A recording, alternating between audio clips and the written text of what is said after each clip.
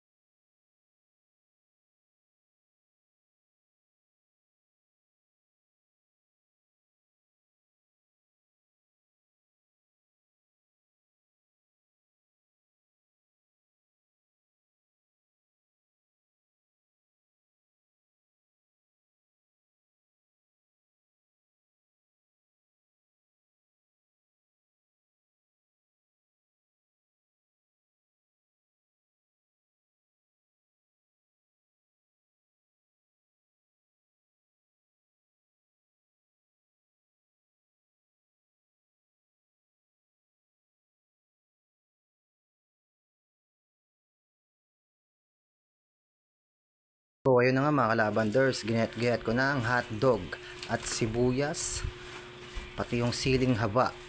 Ginayat-gayat ko na yan para mahalo na siya. Nilagyan ko yan ng magic sarap, paminta at mayonnaise. Ayan na, lagay na natin yung mayonnaise.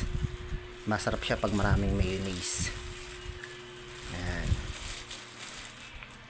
Siyempre pagkalagay niya, ayun, mix na natin para sa ating hotdog na dinakdakan.